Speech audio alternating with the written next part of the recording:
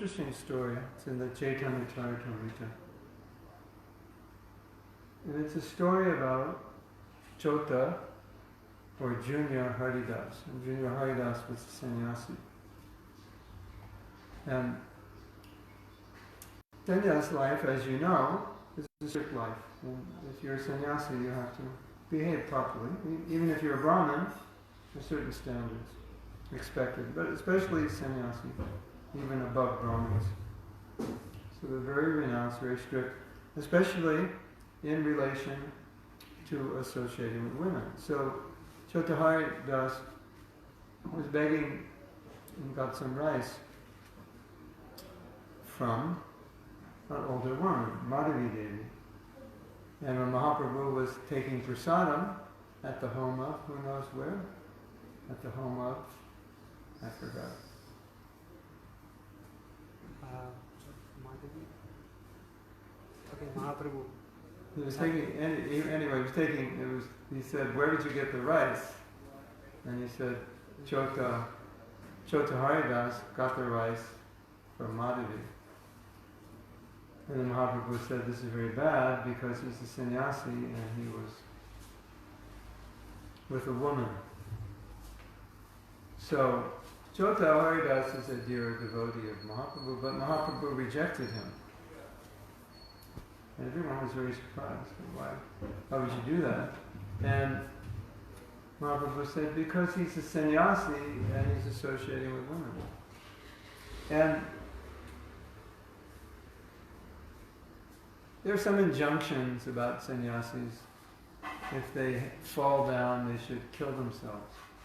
Some injunctions in scripture like that. So,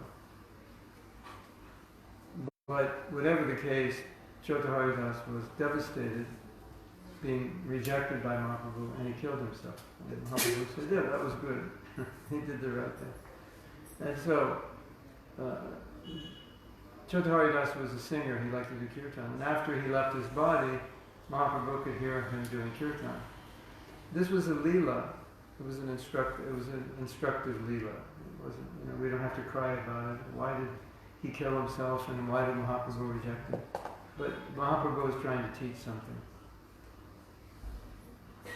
And so sometimes when Lord Chaitanya wants to teach something or Krishna wants to teach something, rather than say it, he'll enact a leela, and then you learn from the story. So that's what he did. He learned from the story. So he was teaching a principle that you shouldn't be a hypocrite. You shouldn't pose to be something that you're not. So if you're a sannyasi, then you should act like a sannyasi. If you're grihastha and you beg rice from a woman, that's fine. There's no problem. So if you're sannyasi, you shouldn't do that, in theory, at least within this culture. At least that was what Mahaprabhu was teaching. So Prabhupada told us another story. And he said that Shivananda Sen was a dear devotee of Mahaprabhu. And when Shivananda Sen's wife was pregnant, Shivananda Sen brought his wife to Mahaprabhu and said, my wife is pregnant. Can you give the child, the embryo, a name? And then Mahaprabhu gave the name. So you might think, well, to bring a pregnant woman in front of a sannyasi may not be the right thing to do. But, thank you, Hare Krishna. But, he was a grihastha. So Mahaprabhu accepted it. He didn't find any problem with that. So in telling this story, Prabhupada then told the story I just told of Chota Haridas, how Chota Haridas was rejected. My arms aren't that long. Chota Haridas was rejected.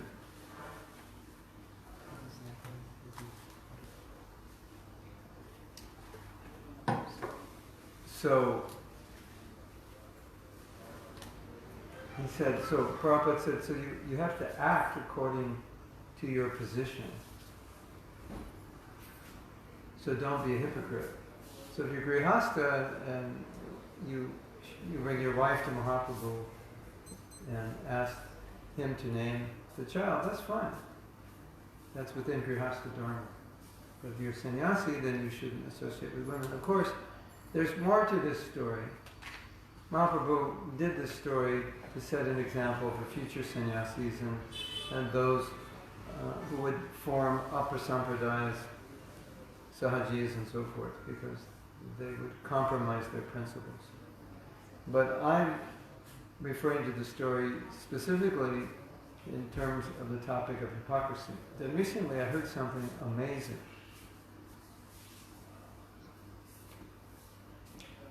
I don't know the source of this. Maybe some of you have heard this. When Lord Ram killed Ravana, he was asked, I think it was by Hanuman, he was asked, did you kill Ravana because he stole Sita? He said, no. I killed him because he imitated a sannyasi. He put on the garb of a sannyasi, but he acted like an ordinary man. You've heard that before? Isn't that interesting? I didn't kill him because he kidnapped Sita, I killed him because he imitated a sannyasi.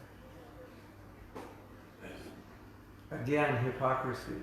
This idea of hypocrisy. Don't pretend to be something you're not. And so in Sanskrit, there's a word called, well, it's actually, I believe, a Bengali word, Shara-lata. And Shara-lata means simplicity. And the word simplicity, we could think of it like we were discussing this morning, living simple. But it actually is contrasted with duplicity. Duplicity means being two-faced. And simplicity means being honest, straightforward. Or simplicity, Shara-lata means being straightforward, not pretending to be something you're not. And duplicity means pretending to be something you're not. So Prabhupada said the devotee is Shara-lata. He's simple, meaning straightforward. He's not pretentious. He's not trying to be something he's not. And pretension, why would you be pretentious? Because you want to get some recognition as a great Vaishnava. And it's a kind of cheating, as we had discussed the other day, that when you pose yourself to be something you're not, especially if you pose yourself to know something that you really don't know, or even if you know it, but you don't follow it and you're preaching it, it's a kind of cheating. It's a kind of pretension. And sometimes we have to teach something because it's in the verse we're asked to speak. And it may be something we don't follow. And so I would recommend looking at the verse in advance and at least that week practicing it. So you won't be a hypocrite and having to teach something that you don't do. So the need or the desire to be recognized, to be honored, very, very deeply rooted in the false ego. And that sometimes draws us or impels us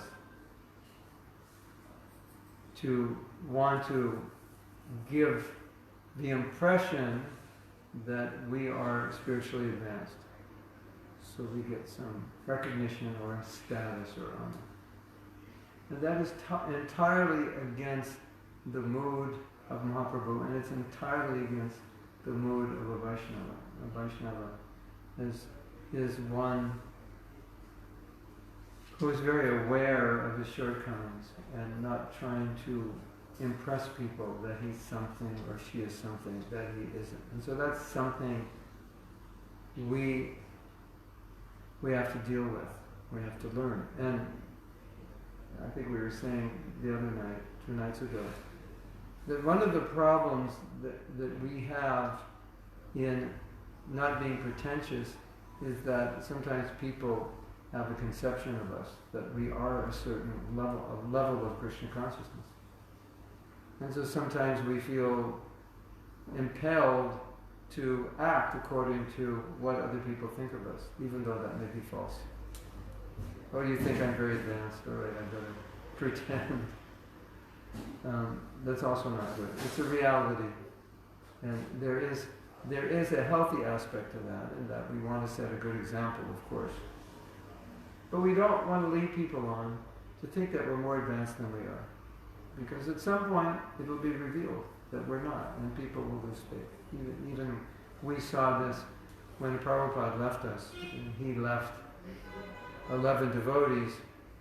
I think the oldest had been in the movement 10 years, and must have been at that time 37.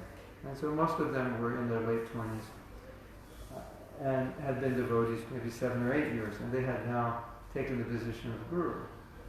So it's not that the day before you become Diksha Guru, you're ordinary Prabhu or Mataji, and the next day you become God. It's not like that. You become a Superman or Super Prabhu, because now you've taken on the service. Or if you become a GBC or temple president, it's not you become Super Prabhu the next day. You are who you are. I was listening to this man who became very, very successful very, very quickly. He had planted the seeds of it, and then the seed sprouted very quickly, and he became very wealthy, and he became very well known very quickly. And he said something, basically what I just said. He said, after I became worldwide famous and wealthy, I'm still the same person I was beforehand. I have the same faults, I have the same attributes. I'm not any better than I was. So there's kind of an illusion in the general public that that when you achieve a position, all of a sudden you become Super Prabhu. And the problem is that the problem will be is when other people deal with you that way and you start believing it. Oh yeah, I must be Super Prabhu because everybody says I am. When in fact, in your heart of hearts, you know you're not Super Prabhu. You know you're the same Prabhu or Mataji you were yesterday before you got stamped as temple president, temple commander, zonal secretary, deputy, GBC, initiating guru, Siksha guru, mentor, bhakti virtual leader, whatever it is. You're the same person. But sometimes people will see you differently. And so that becomes a problem, or it potentially becomes a problem, and many people have fallen for that. And of course, as I said, we want to live up to what people think of us, but at the same time, we don't want people to think we're something we're not, and we don't want to illusion them. And that sometimes happens, and eventually people become disappointed.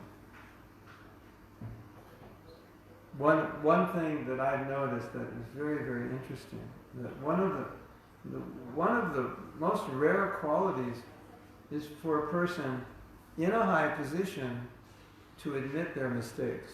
That's just very, very rare. And mostly you don't see it because it's embarrassing because, as I said, everybody thinks you're special now, you don't make mistakes and whatever. So it's rare that a person in that position would admit that I've done something wrong or I made a mistake. But what I've seen is that because it's so rare, when someone in that position does it, rather than people becoming upset with the person, they actually appreciate it. This person is extremely humble. He's so humble that even though he's on a pedestal, so to speak, he's willing to admit a fault. And I've seen that people in general and devotees as well, they appreciate that as a strength, not as a weakness. Okay, you're admitting a weakness, but it takes a lot of strength to admit the weakness. And so when you do that, often people overlook the weakness, and they're more or less enamored by the fact that you were strong enough and humble enough to publicly admit a fault. And it's so much appreciated.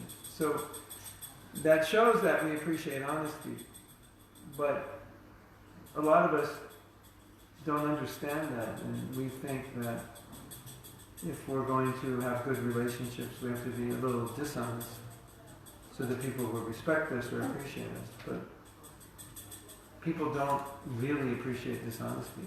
They appreciate genuineness. And if you are fallen, or if you have made a mistake and you can admit it, it's appreciated. More than faking and pretending or denying.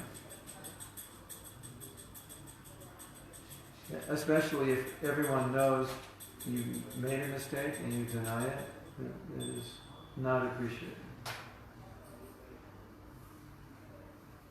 So that's something we have to be careful about, because all of us, you may not believe this or even think in this way, but all of us, if we stay in Krishna consciousness long enough, will have some position, some senior position. You know how you become a senior devotee? You just stick around long enough. That's all you have to do. You don't have to do any great feats. You don't have to open temples, make disciples, distribute millions of books. You just have to keep coming here, decade after decade, and at a certain point, in a few decades from now, you'll be a senior devotee. And you will be treated like a senior. You will definitely be senior, many of us, some of us, by default, by age, will also be senior. And so because you're older, and you've been around 20, 30, 40 years, people will say, oh, here's a senior Mataji, here's a senior Prabhu. And they'll give you respect as somebody special, and as someone who's very Krishna conscious, and you may feel bewildered by it. It's very easy to be bewildered by it, so that's something we need to prepare ourselves for. Don't fall into that trap. It's dishonest. And it's another aspect of pretension. Maybe not conscious pretension, but it becomes reactive pretension.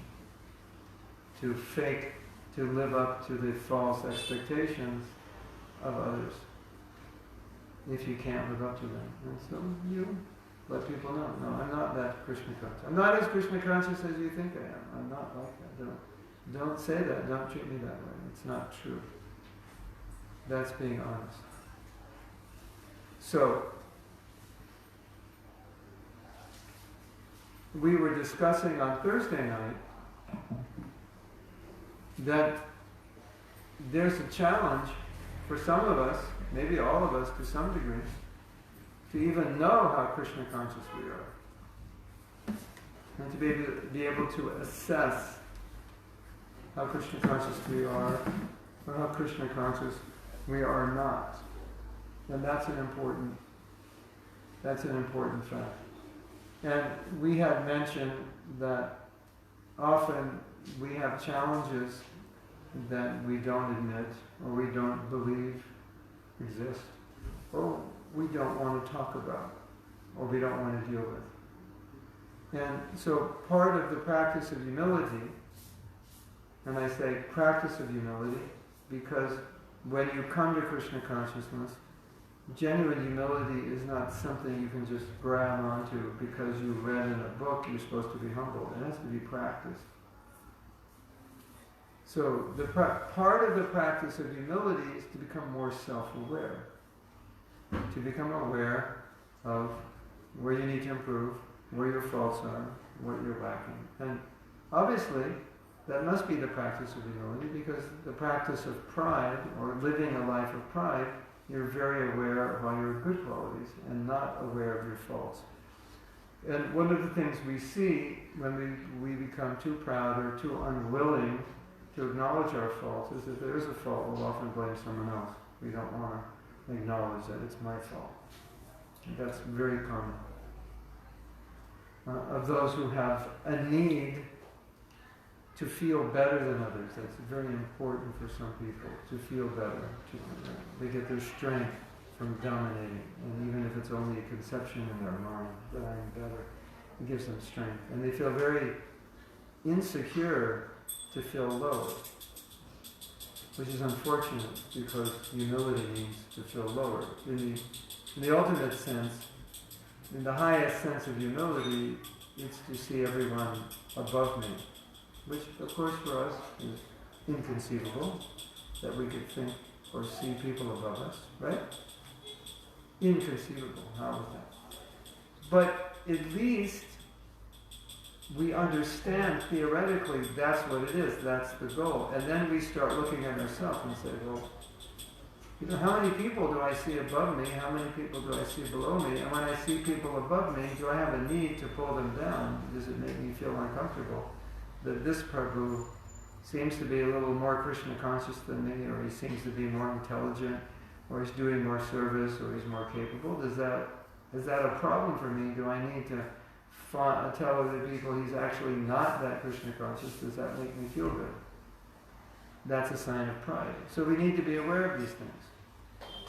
And what I've found is a huge problem. A lot of us are not self-aware. We're not self-aware enough to admit, or we're not transparent enough with ourselves to admit that when I find fault with someone, generally it's because I feel insecure that this person is better or more intelligent or more advanced or whatever, and I need to bring them down a little bit. Then I feel better. It's hard to admit. That's why I criticize, because most of us would like to think we criticize because there's a fault there. Isn't it? Well, I just criticize because something's wrong. Well, Prabhu, everybody can see something's wrong, but not everybody's criticizing. So there must be another reason. So we have to be honest enough to look at, well, why am I criticizing? Not everybody's criticizing. And even though it's wrong, doesn't mean I have to criticize. So what does it mean? It means for some reason I need to criticize. So what is that reason? That is the practice of humility, of looking. Okay, acknowledging I'm doing something and then starting to investigate why I'm doing it and being honest about it rather than trying to bluff or blame somebody else or rationalize it. One of the things that I've seen as frail human beings is we're very good at rationalizing why we do things, or why we don't do things, why we can't do things. And the interesting thing is, we rationalize and then we believe it. Prabhu, I can't get up early, or I can't chant my 16 rounds, and I give the reasons. Those are just excuses. Rationale for failure. And I'm convinced those reasons are true when everybody else can see it's just an excuse. Isn't it? That's not being self-aware. If I am failing in an area of my life and I'm willing to admit it, this is why I'm failing. That's self-honesty. If I'm failing or I can do better and I make an excuse, that's self-deception. It's not the reason the problem is there. So I'm deceiving myself by making an excuse. It's not the real reason. So anytime I'm not self-aware, I don't understand why I'm doing something, or I don't even understand what I'm doing, it's self-deception. And self-deception leads to arrogance. And self-honesty leads to humility. Oh, I can see that I do this because I'm proud. I can see I criticize because I want to pull someone down. I want to get ahead. I can see I blame because I don't want to take responsibility. I don't want to admit my fault. That all brings us closer to humility. Right? So, that self-honesty is also part of simplicity. Simplicity with myself, that I actually see what I'm like, and I admit what I'm like, and I deal with it, rather than pretend. Because, you might be pretending to the world that you're a certain way, but you also end up pretending to yourself. So then you're lying to yourself. You're pretending to yourself that you're something you're not. That's even worse. Isn't it?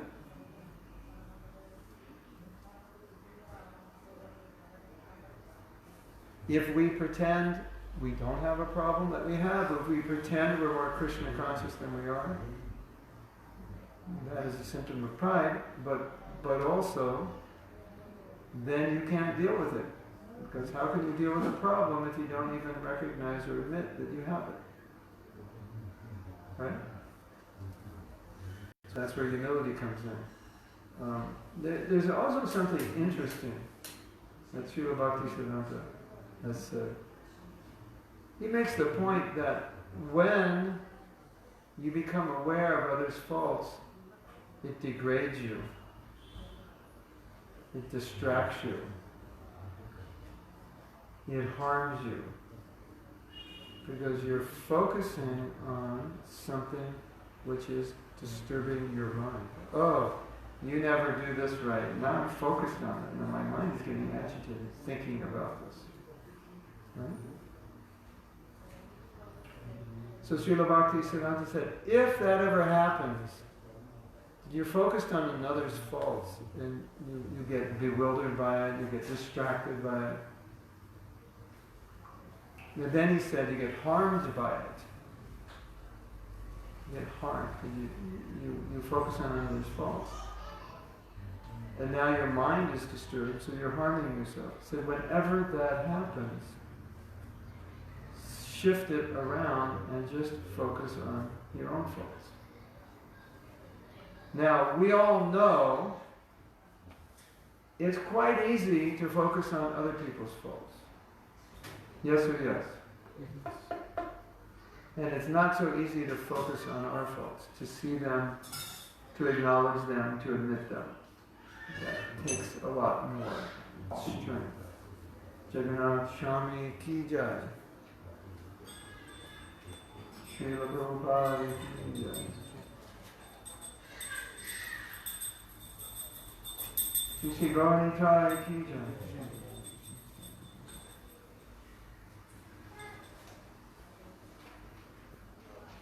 And I think it's a Rajasic and Tamasic society that is often rampant with this consciousness. We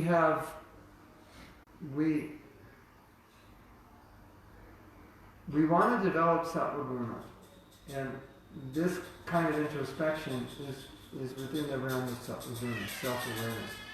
Rajaguna is pride. Sattva guna, you'll find more introspection, more humility. And so we're trying to cultivate sattva guna. And one thing we should be aware of, that oftentimes we act in ways which we think are justified, but actually they're being impelled by the mode of passion or ignorance. And any time we engage in activities in the mode of passion or ignorance, then we get controlled by the mode of passion and ignorance, which is destructive for our bhakti. So, for example, what would be an act of humility? One act of humility would be to say, I'm sorry, to apologize if you've done something wrong. Well, number one, realize that it's wrong. Once you realize that it's wrong, apologize, ask for forgiveness. That would be sattvic. So you might say, is it really necessary or is it really important? Well, it's important to be in the mode of goodness. So therefore, apologizing is helpful because it keeps us sattvic. It's like asking the question, is it important to be compassionate? Obviously the answer is yes. But then you might say, is it important to be compassionate to everyone? And the answer is also yes. Because it's a state of consciousness. It's not something that just certain hours of the day when you're preaching or you're meeting people at the temple, you're compassionate, and the rest of the time you're not. No, it's sattvic. It's something that's meant to be a state of consciousness at all times. It's sattvic. So when you do it, what happens? It actually puts you in the best position you could be in for elevating your Krishna consciousness. What's up with the flashing lights? Is it holy or something? Disco lights? Very Indian. Would be.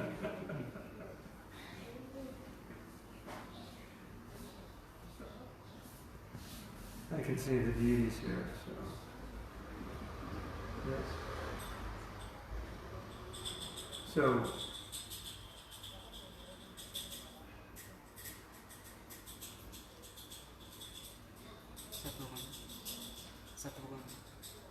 Yeah, I was thinking of the story.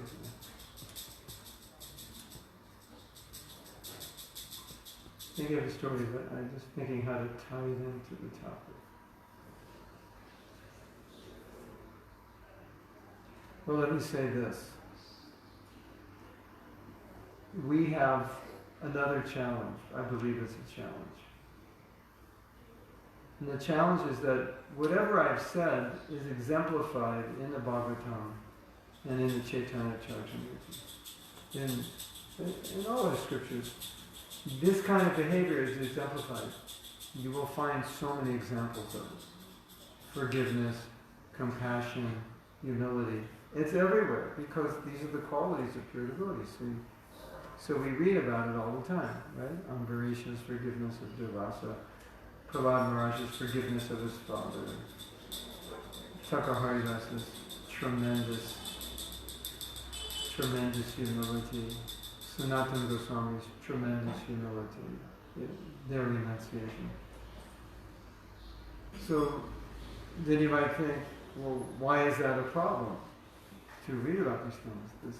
Because part of the problem is, oftentimes when we read about it, we think, well, that's Sanatana Goswami, that's Prahlad Maharaj, that's Thakur Haridas, but they're talking about me, and I'm not like that. And in a sense, hearing, although this sounds a little awkward or strange, but in a sense, that kind of hearing can backfire in the sense that when I read it, I think, oh, this is impossible. And it doesn't really affect me. I could never have that kind of humility. As Thakur Haridas says, Sanatana Goswami. And it's true, we may never have that kind of humility, but it doesn't minimize the need to practice it. So rather than think this is it's so theoretical for me, or it's so transcendental, I can't even understand it. Krishna Das Kaviraj. How do you understand when he's saying, I feel lower than a worm stool? I don't even feel like a worm stool, I feel lower. How do you understand that? Well, for us, it's very difficult to understand. And we don't feel anything close to a worm stool, do we? We don't even feel like a dog on the street. We don't even feel like a cow eating grass. We feel, we're in the top 10 of human beings in the universe. That's how we feel. So, when we hear these stories, we reflect, okay, Krishna Das Kaviraj says, I feel lower than a worm stool. At least I can ask myself, how do I feel? And what must I do, and how must I change my consciousness to get a little bit closer to what they're teaching by their example, what they're exhibiting? Not that I can imitate it. Definitely we can't imitate it, there's no question, because unless you're on their level, you can't experience what they're experiencing. So there's no question of imitation. But we don't want to be in a position where we just write it off. Oh, I can never be like that. That's just totally beyond me. But we want to, so to speak, get the rays of their humility, or get the rays of their whatever quality they're exhibiting. Get, the little, not a sun planet where it will burn, but get a little sunburn from it. Yeah, I think that's the best way to say it. I want to get sunburned by the effulgence of their actions. I can't burn up in the fire, but I want to get something. So we should never think that when we see these examples, oh, I could never be that way. Because when we think that way, then we think, we don't even try. Like, I'll never be that way. I could never be that way. It's impossible. So why even try? No, we shouldn't think like that. We should think, these examples are there, so we try to be a little better. This is the standard, this is the goal, this is what I can compare myself to. What's the next step to get a little closer? That's how we should think. Otherwise, we'll just give up. Right? Okay.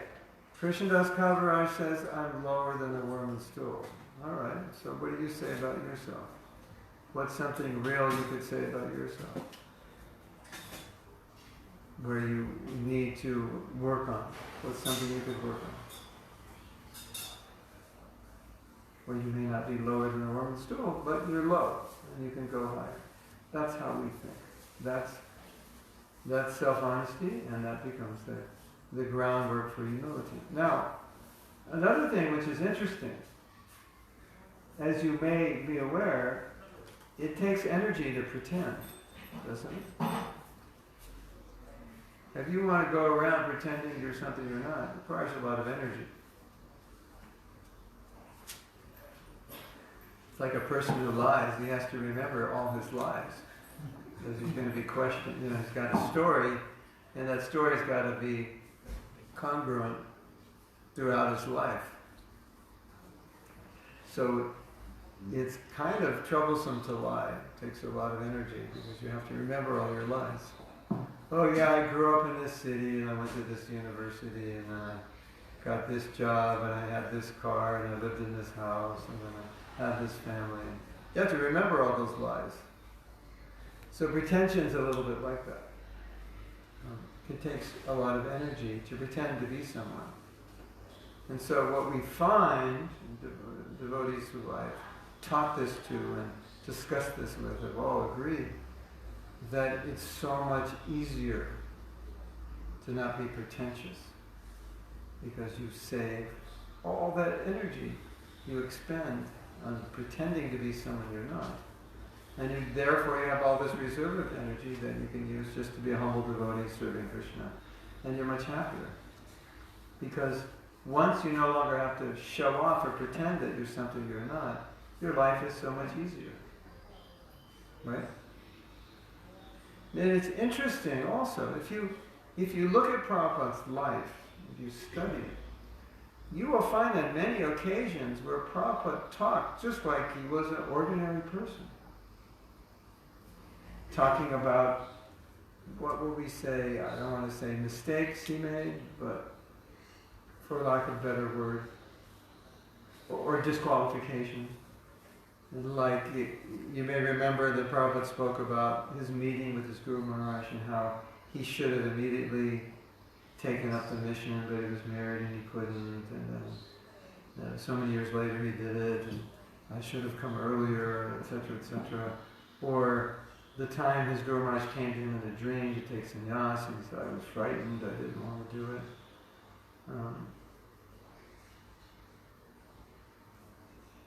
The time Prabhupada once said he didn't like his wife, he wanted to get a second wife. He once said he wanted to marry a British woman and have white children and live in England. He'd say all these things, which, if you think about it from the context we're discussing, is very, very honest and open, isn't it? And maybe you've never noticed that. It's like Prabhupada was not hiding, it was not pretending. Even though he's ISKCON founder Acharya, he's not pretending to be a demigod who descended or eternal resident of Braja. And you might say, well, he is eternal resident of Braja, who's descended.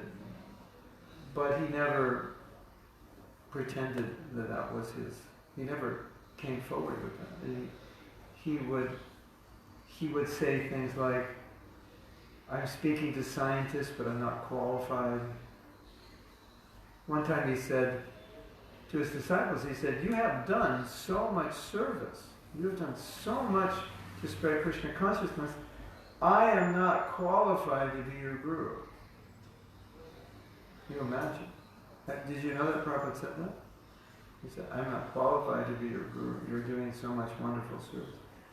So if you listen to Prabhupada's lectures enough, you will see this comes out, this kind of humility, of just transparency, not the need to pretend that I'm somebody special, even though I'm the guru of thousands and the founder Acharya of this big institution. He never felt the need to have to pretend. At one time he even said that The reason I don't fall into Maya is because I pray every day to Krishna that I won't fall into Maya, which makes it sound like he could fall into Maya.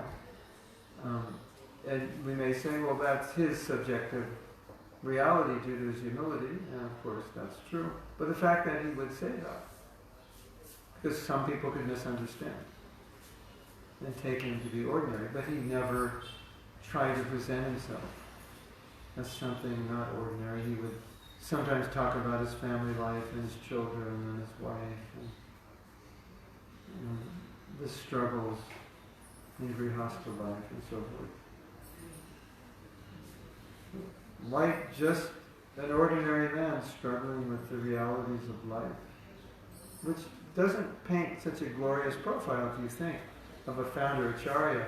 Think, well, but for us, our Prabhupada was everything, so when he talked about his past family life, to us it was all amazing and wonderful and transcendental. Jagannath Swami ki jai. Yes. But if you analyze it in this context, then you realize how open Prabhupada was about who he was. He never painted some picture, but he always had this very human side. Another devotee was just reminding me, you've probably seen that video, Prabhupada's recording a bhajan, and they give him a mridanga, or they, before they begin recording, they say, well, there's two ways we could do it.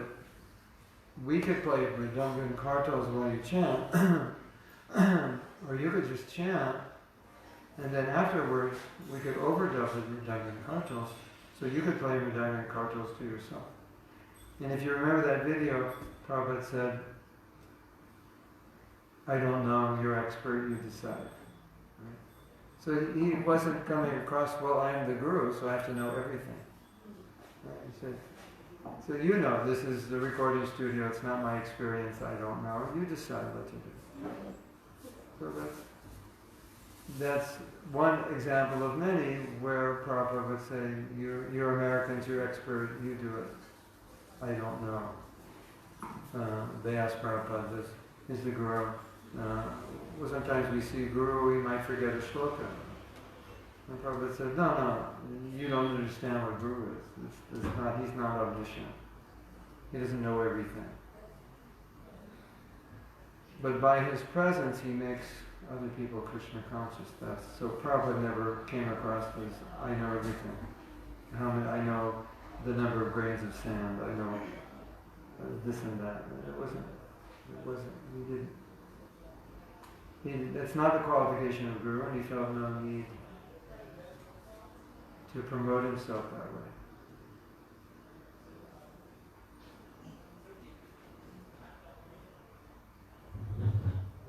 So I think that's a good example for us. And even if you get in a very exalted position, you can still be human. Because that's real. There's a funny story. One of our godbrothers tells, he was with Prabhupada, and they were talking about something, I'm not sure what it was. Sometimes Prabhupada would talk about Indian history or politics. And this devotee he was feeling awkward that his spiritual master is not talking about Krishna.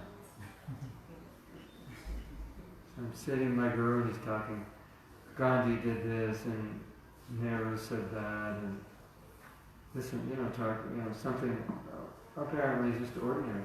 So this devotee, he started talking about Krishna, and Prabhupada said, why are you bringing in Krishna? We're talking about Maya. So we have examples of Prabhupada just being very human and real, and sometimes funny, talking about things of this world. So we are human, and we also have our profile, our service profile, our position. So both things exist simultaneously. So I want to stop. I've said what I wanted to say for tonight. I want to take some questions, if you have any. Yes? Like sometimes we do something which is like not like supposed to be propagated in our society or like something like that. And if somebody like we are taking like preaching and all, somebody asks in those ways, then although we may do, but we may advise them not to do that. So how to do Oh, it? yes. So you're saying, let's say you're a preacher and you've done something, you made a mistake or you acted improperly, and now you're preaching not to do that, and people know that you've done it, They don't know, but like but you know. yeah. They don't. So how do you deal with that? Well, I would say rectify it. There's a devotee who once said that his policy, and I adopted it, is don't preach about something you don't follow. So kind of like the story with Gandhi, and he wouldn't tell the young boy to eat sugar for a week. He said, give me a week so I can stop eating sugar, so that I can tell him also. So something like that, you know. Maybe you have a failed marriage, or maybe you're a failed brahmachari or a failed sannyasi. You probably wouldn't be in the best position to speak about those ashrams. You'd want to try to rectify yourself and improve in those areas and then speak about it. So I think it's nice if you're a preacher, because we have to teach so many things, so in that sense it forces us to be better examples, because we don't want to be hypocrites. And also, you know, if you're not following something you're teaching, it just lacks potency. And a lot of times people can tell just by your presentation that you're not following, just the way you say it. There's not enough conviction, or something's missing. So that idea of don't teach it if you don't follow it. And so if I've made a mistake, if I'm called to follow something, then I think, okay, I need to work on this. You know, my wife and I teach Grihastha, right? And so she's always saying, well, whatever we teach, we have to practice, otherwise it lacks potency. We can't have a bad marriage and teach about having a good marriage. And I'm sure that's happened in ISKCON and outside of ISKCON. And it's not only lacks potency, but if people come to find out that you're preaching something you don't follow, it's very disappointing for them. And it could affect their faith in our movement. Right? One teacher said something, I don't know how true this is, but I'll share it. He said, when you're speaking, especially about doing things that are difficult, he said often the audience is questioning, does he do it? He's telling us to do it, but does he do it? Because what he's saying to do is difficult.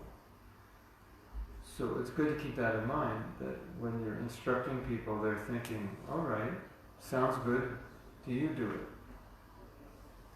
And you may not do it perfectly, but at least if you try, that's all you can do is try.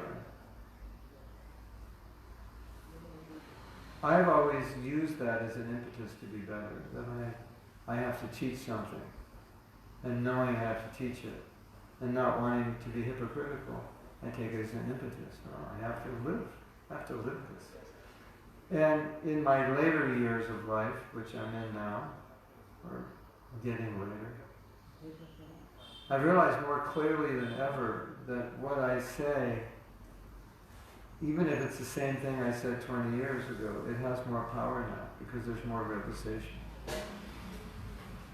And so your realization and your ability to practice what you're preaching empowers your preaching. You know, something really, really funny happened to me. I don't know if you get these newsletters. It's every day these devotees send out something Prabhupada did on this particular day. And so one of them, a couple of weeks ago, had a newspaper article from, I think, 1971 in Canada, and it was me, and I never even saw the article. And what was so interesting for me was I was being interviewed. And in the interview I said, God is not an old man with a gray beard. And I wrote a book last year, and one of the titles of the chapter is An Old Man with a Gray Beard. And so I'm reading what I had said in 1971. It's similar to what I wrote in my book. And I was thinking, that is so interesting that 49 years later I'm saying the same thing. But it's coming from a whole different level of realization. And so now when I say it has a different effect on people. And so we should never think that just our words alone are sufficient. But the person who's speaking the words carries power according to his ability to practice. And so in the later years of my life, I've done a lot of traveling in the last 10, 15 years. And so I can observe what affects people. And 100%, my realization is, it's my realization through my own practice that I've shared with people that's affecting them the most. Okay, here's the verse, here's the purport, but what is my realization based on my experience and based on my efforts to be Krishna conscious? That's what's affecting them the most. So, you can't get around that. And so the more you are what you teach, the more it will create faith in people. And the more power it will have. That was a long answer, right? Is that okay? Did it answer the question? You had a question? Yes. No, like Krishna Kaviraj Goswami was saying that he is like lower than a Woman still. So like he wrote Chaitanya Charitamrita, he did a lot of things which other people didn't do, right? Yeah. So similar with us, right? Like we are at a certain platform spiritually, materially, socially, every place, right? So how do we practically think that we are actually lower than pretending? So you're saying that it seems to be a, what's the word? A disalignment, a malalignment, that someone who thinks they're lower than a worm and stool could write Chaitanya Charitamrita, which is not only describing the pastimes of the Lord, but it's all poetry that rhymes, which kind of makes it a little difficult. Right? Plus you have to be transcendental to describe the pastimes of the Lord. We understand that the very reason he says he's lower than a worm and stool demonstrates his actual qualification to write Chaitanya Charitamrita, because he feels totally dependent on Krishna to empower him. And nobody can feel that low unless they're very elevated. So the fact that he feels low, it's not felt in... See, the problem is, we're thinking, well, if I felt like that, I would be pretty depressed. Right? And I couldn't write then I couldn't write a book. Maybe I couldn't do anything. I'd just be lamenting, I'm so low, I'm so bad. Why do anything? And like anything which is transcendental, we can't analyze it from the subjective position we have. It's like you see Radha and Krishna. It looks like a boy and girl. They don't have material body. Radha and Krishna does not have a material body. There's no lust in their forms. Right? It's completely Ananda. Ananda Maya. Ananda Chinmaya Rasa. Pratibha Vithavi. Stabira Age. Patara Kalavi. Goloka Eva. Vasati. Akilat Mabuto. Govinda Madhipushintam. So it's similar to that. The untrained eye sees Radha and Krishna and thinks boy, girl, lust. Looks at the bodies, thinks, oh, this is a beautiful body, sees Radharani, sees her like an ordinary girl. That form is spiritual. Nothing to do with the material form. That relation has nothing to do with boy-girl relation. So it's the same way. When you see this exalted humility, it has nothing to do with what it sounds like. I'm lower than a woman's stool. What's wrong with him? He must be really depressed. Not like that. What's wrong with him is he has love of Krishna. That's why he feels that way. And you couldn't feel that way if you didn't have love of Krishna. And so the fact that he says, I'm lower than the worm and stool, means, it indicates, it proves that he has love of Krishna, which then is his qualification to write. So we have to see the humility in a different way. That is transcendental and it's empowering.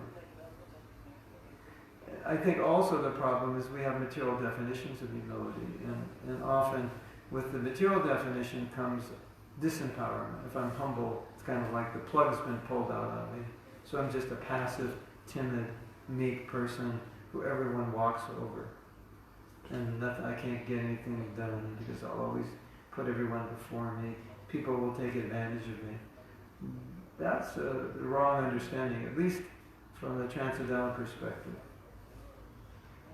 And the reason we can say that is because we know every pure devotee is humble and every pure devotee is empowered. And they've done wonderful things. And we've heard Srila Bhaktisiddhanta was Nrsimha Guru. It was the lion guru, right? So does that mean he wasn't humble because he was so heavy? No, it can't mean that, right? We know every pure devotee is humble. So even if they're ferocious like a lion in dealing with all kinds of Apasiddhanta and Mayavadis and so forth, we could never say they're proud. They're trying to lord it over others, that they have false ego. Let's look at it this way. Humility means no false ego. That means no identification that anything in this world is for me, anything in this world is mine, any power I get is mine. That's what it means to be free from false ego. So I may fully realize that the power I have is coming from Krishna and use it that way in a way that might look to you like I'm not humble. Because now I'm chastising you, rascal, you demon. You're cutting off Krishna's beautiful head and arms. You fool, you don't know Shastra, and I'm chastising you. Right? But there's no pride there. I'm doing this solely to glorify Krishna or to protect Krishna. Right? So it's re-looking at what humility means and how we define it. So it's like everything in Krishna consciousness. You really want to enter into the transcendental understanding and not look at it from the material understanding, because that's where you get confused. Because it won't. It won't make sense. Lamentation is another one. Prabhu with Brahmabhuta Prasanatma Nasochiti Nakamchiti, and then here Madhavendra Puri is lamenting. Or so many great devotees are lamenting. What is it? No. This is transcendental ecstasy. Separation. That's what's going on. This is a whole different world than lamenting, oh, I lost my phone, or my girlfriend left me, or I lost my job. It's a totally different universe than that. So once we understand that, then it becomes very easy to understand Krishna consciousness. Or I could say it's the only way to understand it. If you try to understand it in another way, you'll always see it materially.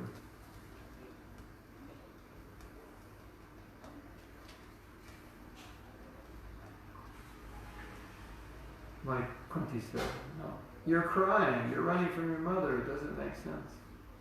How do we understand this? You're the fear personified is afraid of you, and you're running out of fear of Madhyasara. How do we understand it? It's not of the modes of nature.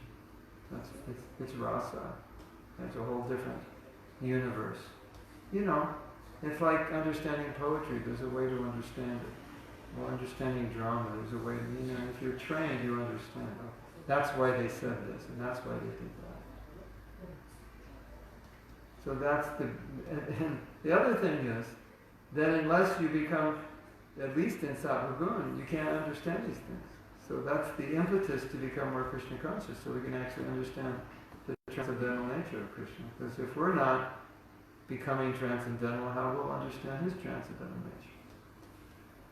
And if you think his leelas are material, then you become contaminated instead of purified. You become lusty by hearing his leela instead of free from lust. Right? That's the problem. 16 rounds, 4 principles, then you'll gradually understand all this. But if you remain influenced by the modes of nature, then you see everything through the modes, and you misunderstand everything. And you don't become purified. And then the ultimate worst part is you want to imitate Krishna. Well, he can do it, why can't I?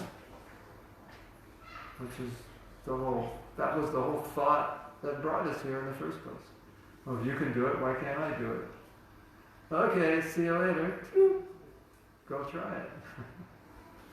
That's the thought that got us here. And that thought is still there in many people's minds. Well, he's God and he does it, so I could do it also. Hare Krishna. Any other questions? Yes? The way we are at home, we cannot be at a temple because there's a different expectation from devotees. So what is the meaning of pretension in that way? What is, say that again, you the way we are behaving at home, we cannot be at temple in the same way. The way we behave at home is different from the way we behave in the temple. So what is the meaning of pretension in that regard? Well, first I would say that the way we behave in the temple is the way we should behave at home. So that should be the goal. And I don't think devotees who come to the temple are generally pretending. They're generally trying to act in a Krishna conscious way. And this is obviously not a place to go do anything that's not Krishna conscious. So naturally when you come here, part of the reason of coming here is you'll act in Krishna consciousness if you're here. But Srila Prabhupada ki jai. We should reflect on this reality that if I am different here than I am at home, it means at home, or it may mean that at home I'm being influenced by the modes of nature. And here I'm being more influenced by sattva or Vishuddha sattva. And that the goal is to align my activities and my consciousness so that everywhere I am, I'm Krishna conscious. So at least if we see the difference, we can see, okay, that's a problem, because it shouldn't be. Right? It really shouldn't be different. It's a bit hypocritical. So I wouldn't look at it like I'm pretending necessarily, although that's something you would have to determine. But I would say I need to upgrade my activities at home to be closer to the consciousness and the actions I have when I'm at the temple. That's how I would think. And when I'm not acting in Krishna consciousness, or in Krishna conscious ways, when I'm outside the temple, then I should become aware. Okay, this is not right. There's no excuse for that. There's no instruction that Prabhupada has ever given that acting in Krishna consciousness is only meant for the temple. And you know how Prabhupada said that the Bhagavad Gita was spoken on the battlefield. It wasn't spoken in the Himalayas. So that underscores that idea that, okay, if it's spoken on the battlefield, that's the workplace. That's where Arjuna worked. So, okay, you're supposed to apply this at work. And, of course, at home as well, naturally. Make your home Krishna conscious. Shastra says, don't be a mother, don't be a father, unless you can make your dependents Krishna conscious. So I have to create a Krishna conscious environment at home. And then a lot of devotees think, well, at work you can't be Krishna conscious because the environment's so toxic. But my realization of this is whatever environment you're in, ask Krishna, ask Super Soul, please help me understand how I can be Krishna conscious in this environment, and he'll give you the intelligence. But to say I can't, you defeat yourself right from the beginning. Right? It's not true that you can't. I would say maybe certain situations are more difficult, but if you ask, you put out that question, how can I be more Krishna conscious? In a situation where I, up to this point, believe that I can't be Krishna conscious, Krishna will give you intelligence. Try it. It works. I can give you a personal testimony I've been in situations which were not Krishna conscious at all, and I asked Krishna, give me the intelligence, how I can remain Krishna conscious. And he helped me shift my vision to see the situation in a more Krishna conscious way. It's not obvious. We're not in Vrindavan. Everything is obviously directly Krishna conscious. So, in other situations which aren't directly Krishna conscious, then we have to see through the eye of Shastra, okay, what's going on here, how people are being controlled by the laws of nature, how I'm being controlled, how Krishna's sitting in their heart, and so forth. So then you're seeing through philosophy, and so you're seeing philosophically throughout the day, and then you come home from work, you feel very Krishna conscious. Because you've been seeing it differently. Oh, but Prabhu, there's so many beautiful women in my office. Mother, they're mothers, not beautiful women. They're your mothers. Oh, okay, I see mothers. Different, right? But my boss he's so arrogant. Oh, Krishna's teaching me tolerance. I have to thank you for sending this boss. This will be good. He's teaching me humility. So you're coming out of that environment having practiced Krishna consciousness in that environment by seeing it differently. So that would be my answer, rather than thinking it's justifiable not to be Krishna conscious when I'm not at the temple. It's not justifiable. And as we said, Bhagavad Gita was not meant, wasn't spoken in a temple to a sadhu. It was spoken to a kshatriya on a battlefield. So I like to joke that was the first corporate program. Bhagavad Gita was the first corporate seminar. That's where he worked. The battlefield was his workplace. So it was in the office. He was spoken in his office, basically. Right? Yes? What relevance does Bhagavad Gita have to the corporate world? Well, it was first spoken in a corporate setting. Corporate headquarters, Kurukshetra, for Arjuna.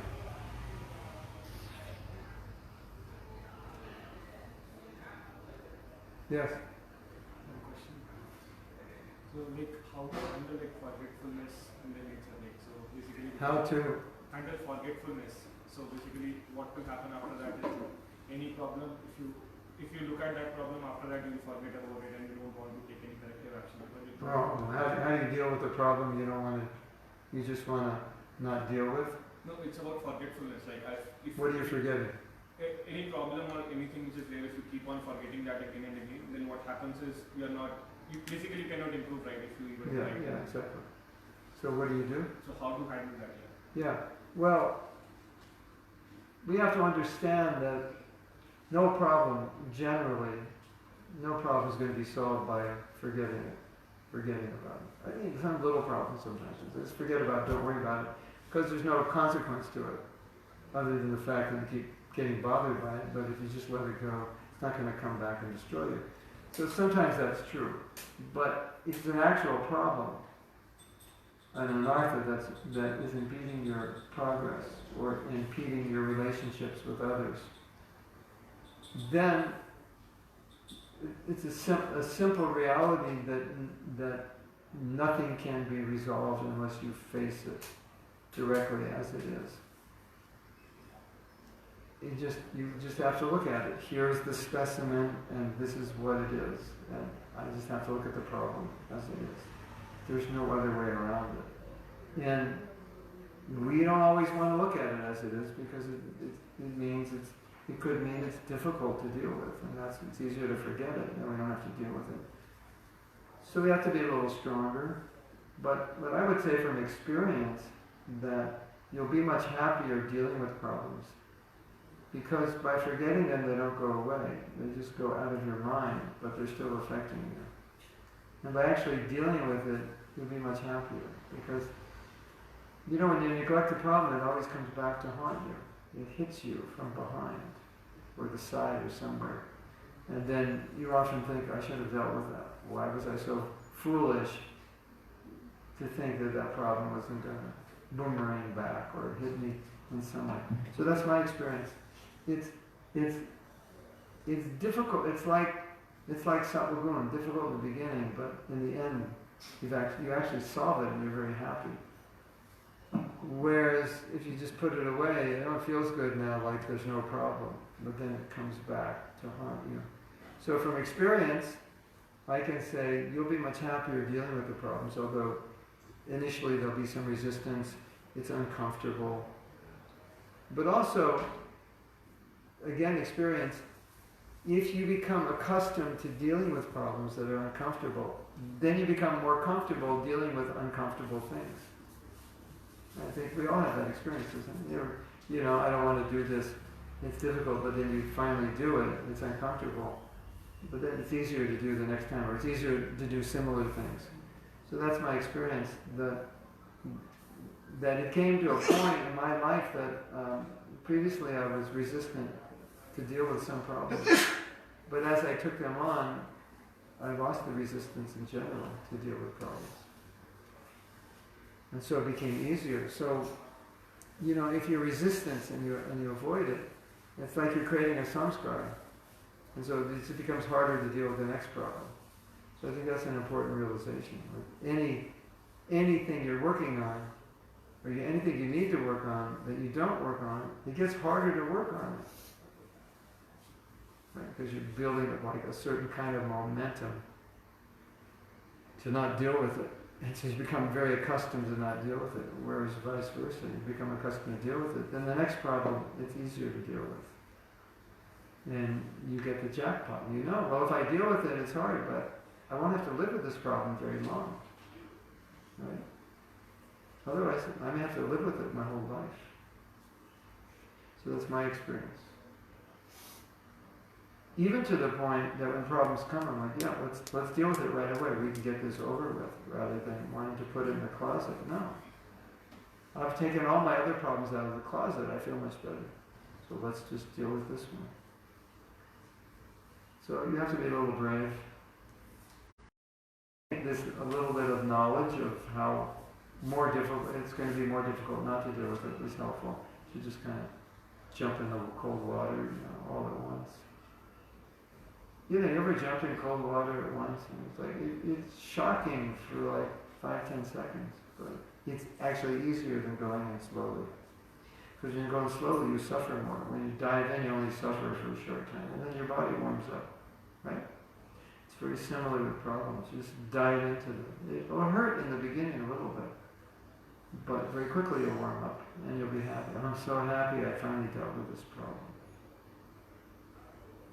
Right? Any problem, whether it's a relational problem, a physical problem, a spiritual problem, anything.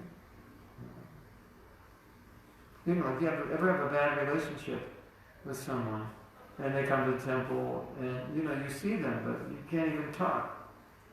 And one day you just go up to them and say, it seems like we need to talk, there's some problem. And you talk, and you say, I feel so much better now that we spoke about it. It's like that. And otherwise, it could go on your whole life. And you just, when you see the person, you feel awkward. So it's like saying the person's like a problem. You see the problem, you feel awkward. I can't deal with this. No, deal with it. And we have so many problems, right? Isn't it? Some problems are really big and they're really hard to deal with. And sometimes we don't know how to deal with them. But that's okay, because there's somebody who can help you deal with it. So don't run away because you don't know. If you don't know, or you don't think you have the strength, find someone who can help you. That's another reason we don't deal with it. Not because we're afraid, we don't know how. Right? But I don't know how. Great.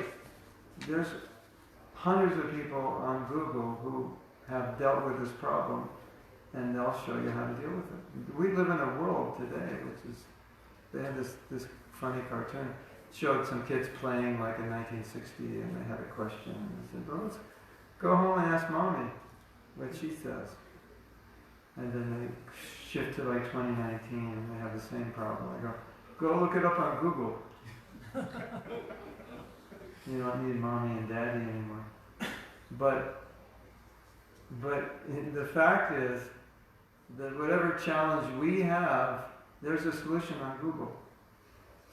Don't think because you don't know the solution there isn't one. There is. There's plenty of them. How do you deal with this relationship issue? How do you deal with this internal fear or whatever it is? Someone will give you an amazing answer. Right? All glories to Google. It's like the new Veda. Google Veda. You never heard of Google Veda? It's the sixth Veda. Yeah. Hare Krishna. Anything else? Yes. So, is it advisable to hide our bhakti, like others will think that we are advancing? Oh, hide it from them so they don't think we're dancing. Can you do that? Can you hide it? Is it possible? We can. Naturally, a humble devotee, it's kind of a paradox. Because naturally, a humble devotee, he doesn't want to come across like he's very advanced. But then everybody knows he's advanced because he's coming across like he's not advanced. So, the thing is, there's some injunction in Shastra, like you shouldn't tell if you, the number of rounds you chant a day, you shouldn't tell anybody, especially if it's more than 16. Because you don't want to impress people. Like I've come here and I've been traveling around the world. I don't want to sit down here and tell you all the things that I did. It's not generally the mood of a Vaishnava. It's just I'm here with you and we're talking and yeah. So we have to be careful. You have to listen to what you say, because sometimes when we're talking, you'll realize you're actually trying to impress someone with what you did. And then you have to think, why am I doing this? Why am I trying to impress them? So I think that's probably more of a problem that we need to be aware of. And catch yourself trying to impress others. So yes, if you act in a humble way, not trying to impress others, that's good. But they'll be impressed by that also. They'll be impressed by the fact you're not trying to impress them. So it's sometimes hard to hide your advancement, but at least if you don't try to promote yourself, yeah, that's Vaishnava behavior, definitely. Yes. Sometimes others' faults will be like very much more that we may feel that we are more better than that. Yes. So how to make ourselves more self-aware that we are not actually. Well, one thing to consider is if we think we're better, it's probably because we want to think we're better. Not necessarily that we are, or necessarily that they have faults we don't have. But we have a need to feel better, and their fault becomes a catalyst for us to think that way. So that's how I would think. If I feel like that, I would think, why do I need to feel better? Is it factually that I am better, or just that I have the need to feel better? You know, in the Bhagavatam, the Prabhupada says, in Kali, in the age of Kali, a person who has no money will be proud if he has 1 paisa, 1 cent. It means they have a need to be proud, and anything can make them proud. Is it? So if you want to be proud, that's a need, you'll grab for any crumb that you can find to show off. So I would think like that. Like, why do I need to put this person down? Why do I need to make myself feel better? What psychologists would say, in addition to what I said, is that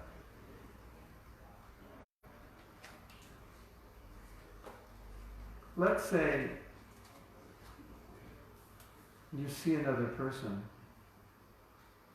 who seems to be smarter than you. So it makes you feel inferior. And you don't like that feeling. If you can pull them down to make believe they're not as smart as you feel better. You get your strength by feeling better. But the thing is, a devotee is not supposed to feel better. He's supposed to feel, no, you're better, I'm a servant. So, the need to feel better is really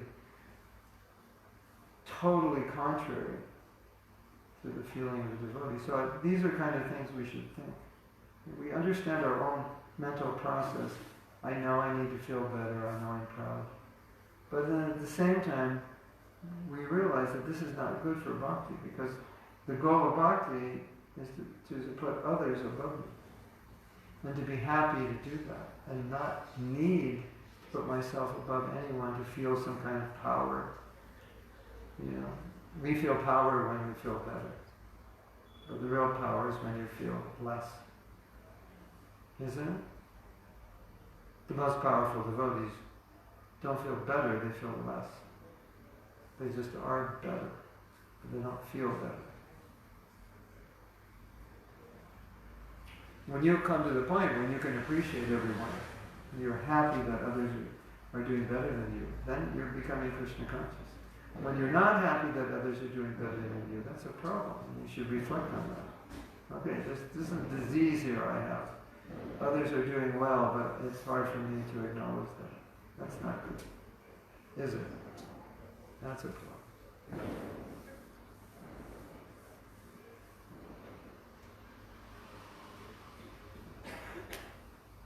What I said was so powerful that firecrackers went off.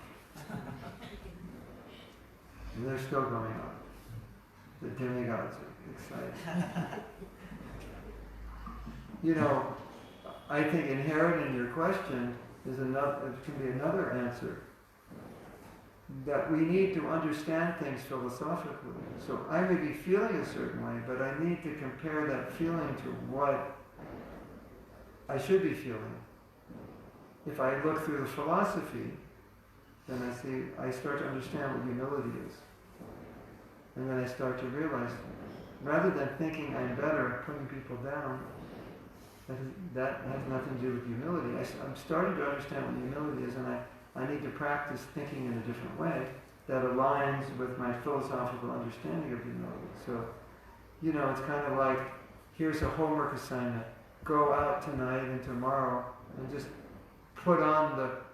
try wearing this idea that I'm not God. I'm not the best thing that ever happened to Bangalore. And that there are other people better than me, and I don't need to be acknowledged and recognized and so forth. And just, because that's, what you have to be thinking to go back to Godhead. And if you don't like thinking like that, you're going to have to stay here, because this is the place where nobody thinks like that. And they don't allow you to think like that up there. So we have to start practicing that mentality and consciousness. Right? Yes?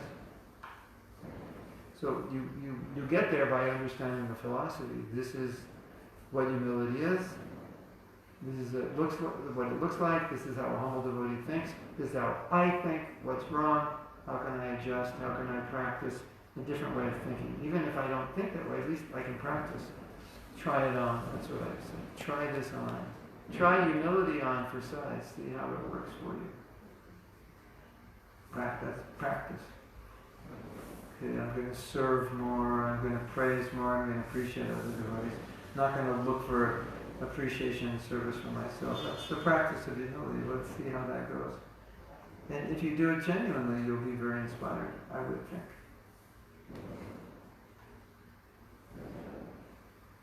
Give you a little taste of humility, what it's like.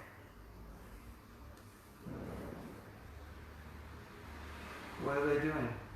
A puja to kill Karuna Asura?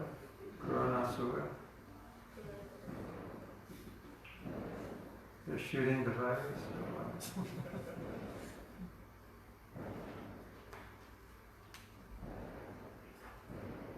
Karuna Asura.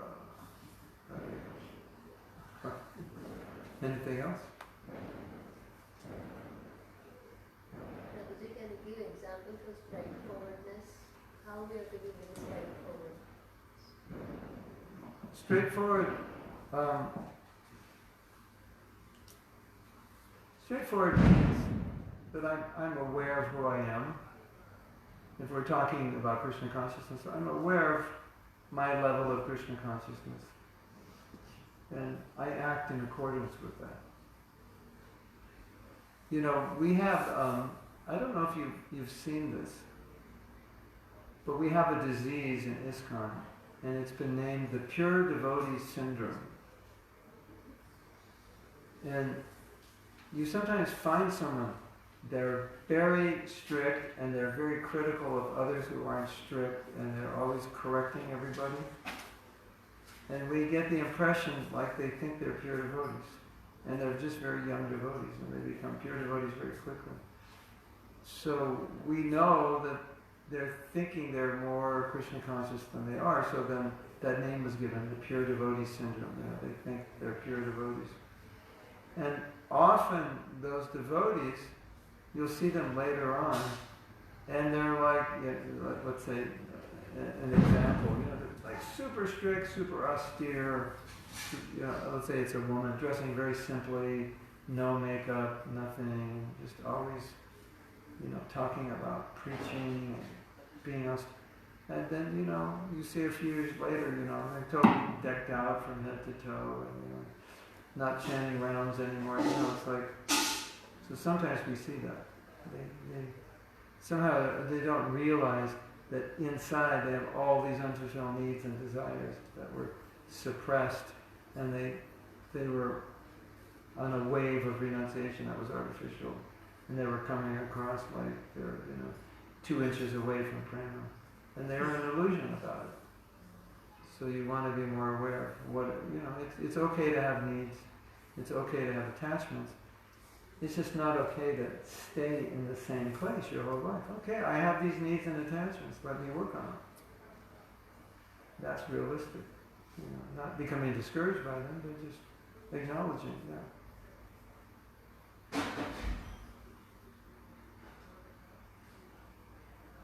It's kind of a question you really have to answer yourself.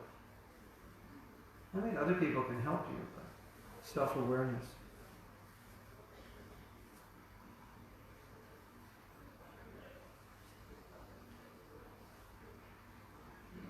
Have you seen the Pure Devotee Syndrome? Any of you? Have you seen it? Any of you have it? What? The 5 things Utsami, they are very enthusiastic. Yeah. Too enthusiastic. Utsahan Maya, full of false enthusiasm.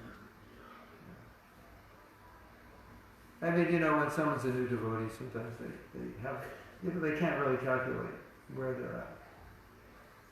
But a little humility and a little self-honesty, you'll start to understand. And, you know, self-honesty just means to admit that I have these particular attachments. I wish I didn't, but I do, but I can work on them. As opposed to pretending I don't have them. How could I have them? I've been a devotee 10 years. It would be impossible to have them. No, but you do have them. So if you do, then just acknowledge it and deal with it. That's all. Simple, right? Common sense.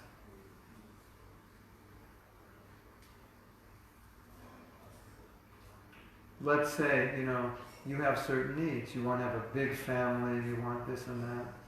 And it's just a reality for you. It's there. So you think, okay, how can I do this in Krishna consciousness? Instead of denying that I always think of this or I always want it, how can I use this? How can I do this in Krishna consciousness? So then it's just, that's realistic. And then now you can deal with it in a realistic way. As opposed to pretending you don't have it. No, it's all mine, I don't really like it. And you're telling yourself you don't like it because you want to be detached, but the fact is you do like it. And you're not going to be detached if you don't fulfill it.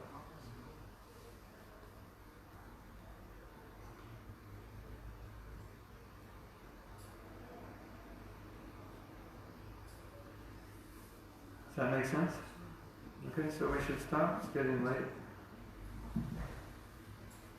Thank you very much. Srila Prabhupada ki jai, jai Go Premanandi Hari Hari Bo. see you all tomorrow. What time? 11:30, right? Well, we'll see you tomorrow at 7 for the Bhakti Shastri. Then after that, we're going to do a class. Should I come to the temple to do the class tomorrow? Because a few devotees will come, or I do it from your house?